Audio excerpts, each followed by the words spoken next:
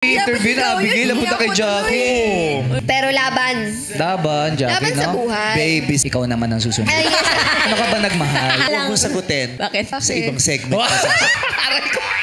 Habang nasa kailaliman siya nung kanyang kalungkutan, biglang sa kanya tinutok yung camera tapos siya yung gustong pagkwento.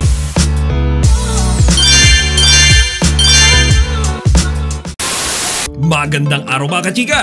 Rigel po ulit ang inyong Chika Patrol. Bago tayo magsimula mga kachika, inaanyayahan ko muna kayong mag-subscribe dito sa ating munting channel para palagi kayong updated sa mga latest at nagtitrending na mga showbiz balita. Magkahalong lungkot at saya ang naramdaman ng madlang people sa segment na tawag ng tanghalan ngayong araw sa It's Showtime. Lungkot mga kachika dahil ibinahagi ni Jackie yung mga masasakit na karanasan niya sa kanyang nakaraang relasyon. At nakakatawa mga kachika kasi kay Kimi napunta yung ending kung saan napagtripa na naman siya ni Meme Vice Ganda. Nagsimula kasi yan mga kachika nung interviewin ni Meme Vice yung kanilang batang contestant ng tanong tungkol sa pag-ibig. Ngayon out of nowhere biglang sumabat si Jackie. Kaya naman siya yung napagtuunan ng pansin ni Meme Vice at nasundutan siya ng tanong nito na paano niya ba malalaman kung hindi na siya mahal ng isang tao. Ngayon dito nga mga kachika habang nagbabahagi nung kanyang mapapait na karanasan hindi na napigilan ni Jackie na bumuhos yung kanyang luha. Maski ako mga kachika personally nung pinakikinggan ko yung sinasabi niya medyo nagiging emosyonal ako Grabe pala ang pagtitiis na ginagawa ni Jackie para lang isalba yung kanilang nakaraang relasyon. Pero kahit paulit-ulit niya nang iniintindi yung kanyang dating boyfriend, patuloy pa rin daw siya nitong sinasaktan. Panoorin nyo to mga kachika. Yung nanghihingi ka na ng atensyon, dun ko mo nare-realize na nung una binigay ng kusa, ngayon hinihingi ko na hindi pa binibigay.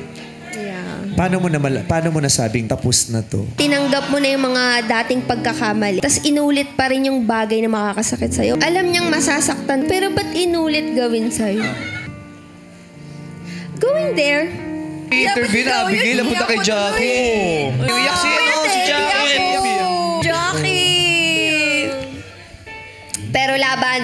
Laban, Jackie, Laban sa buhay. Baby steps. Baby steps. Diyan nga sa ibinahagi na ni Jackie mga kachika, pati yung mga audience at yung mga fellow It's Showtime host niya kagaya ni Meme Vice, ni Bong Navarro at pati si Kim Chu talaga namang nalulungkot din sa mga kwentong narinig nila. Yun hindi ko lang sigurado mga kachika pero parang ito yung first time na nag-vent out or naglabas ng loob si Jackie tungkol nga sa nangyaring hiwalayan sa kanila nitong nakaraang boyfriend niya. Samantala mga kachika habang emosyonal ang lahat, habang nakatingin sila lahat kay Jackie mga kachika, biglang humirit si Bong Navarro na pagkatapos daw ni Jackie, si Kimi naman yung magbabagi. Mga kachika, iwas na iwas dyan si Kimi. Siguro ayaw niyang maiyak doon sa stage. At sinigundahan pa ni Meme Vice mga kachika. Sabi niya, Kimi wag ka dito magkwento. Sa kabilang segment ka magkwento. Which is alam naman natin na especially for you, yung segment na yan na sinasabi ni Vice Ganda. So mga kachika talagang gustong gusto niya nang paupuin si Kimi dyan sa trono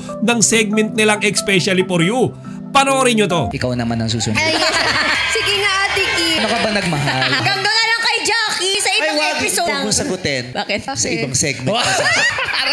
Sige Kim, sa ibang segment ka. Bultuhan Kuya Bong bultuhan. Akala mo may grand final. Mga kachin, nakita niyo ba yung reaction ni Kim? Kumaga emotional na emotional siya kasi tingin ko medyo relate siya doon sa kinukwento ni Jackie. Tapos habang nasa kailaliman siya nung kanyang kalungkutan, biglang sa kanya tinutok yung camera tapos siya yung gustong pagkwentuhin ng kanyang love life. Ngayon ako mga kachika personally minsan naiisip ko rin paano nga kaya kung sumalang dyan si Kimi sa especially for you.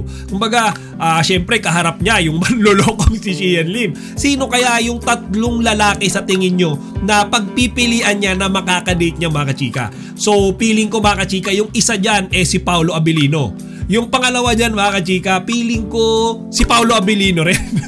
Yung pangatlo mga kachika, syempre si Paolo Abilino. So mga kachika, no choice si Kimi kundi si Paolo Abilino lang yung kanyang makakadate. Joke lang mga kachika Pero kung kayo tatanungin ko, kung sakali man kung sakali lang na talagang umupo dyan si Kimi sa especially for you, sino sa tingin nyo ang tatlong lalaki mga kachika na isasalang din para magkaroon ng tsansa na makadate niya? Ilagay nyo dito sa comment section yung mga pangalan na yan mga kachika para mapag-usapan natin. Chika Patrol signing out! Huwag kalimutan mag-like, comment, and subscribe. Para sa iba pang mga celebrity news, i-click lamang ang mga videos na ito.